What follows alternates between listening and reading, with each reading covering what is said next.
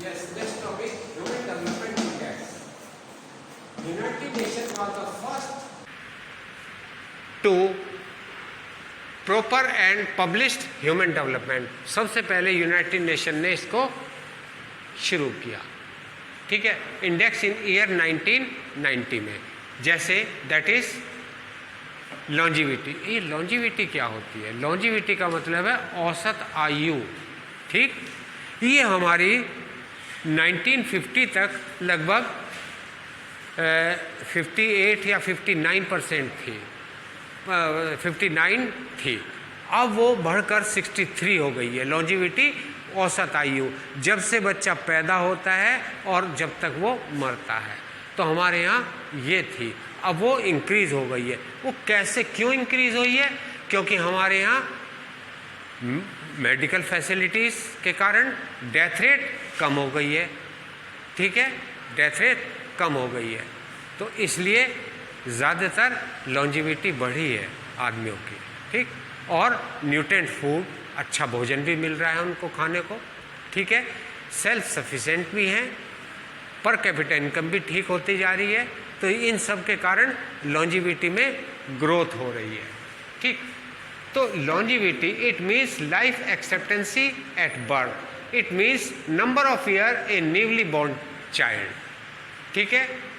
It expected to live expectancy in index. इसमें हम ये देखते हैं एजुकेशनल अटेनमेंट मिलते हैं सबसे पहले हमें, कि किस आदमी को तुम एजुकेटेड कहोगे। पहली बात ये, एजुकेटेड किस आदमी को कहोगे, ये आती है बात। Education the person who can read and right of any language, ठीक है। अगर कोई आदमी कोई भी भाषा को अच्छी तरह पढ़ सकता है, लिख सकता है, उसे हम क्या कहते हैं? लिटरेट, ठीक है।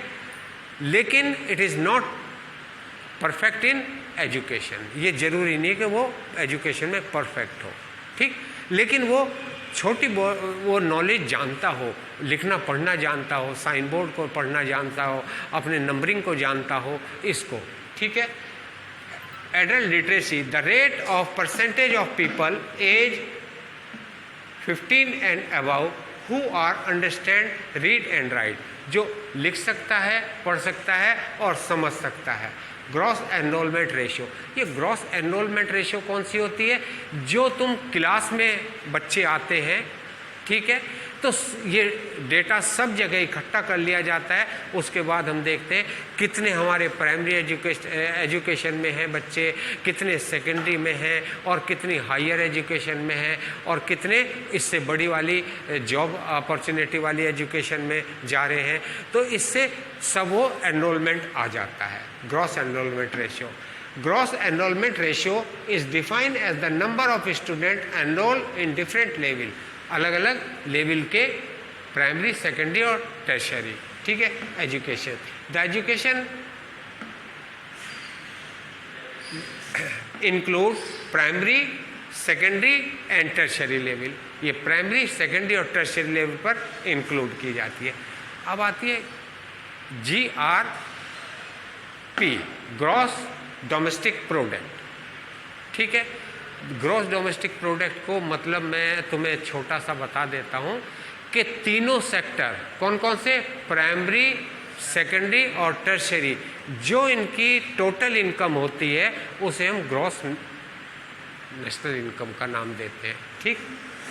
It taken as major of student of living of the people of a country comparatively economic status of Kerala. लेकिन जैसे केरला में, पंजाब में, बिहार में, केरला में वहाँ हाई लिटरेसी रेट है, इसलिए वहाँ की सब चीज़ डेवलप में आ रही है। अगर कंपेयर करें, एक डेवलप स्टेट है और एक अंडर डेवलप है।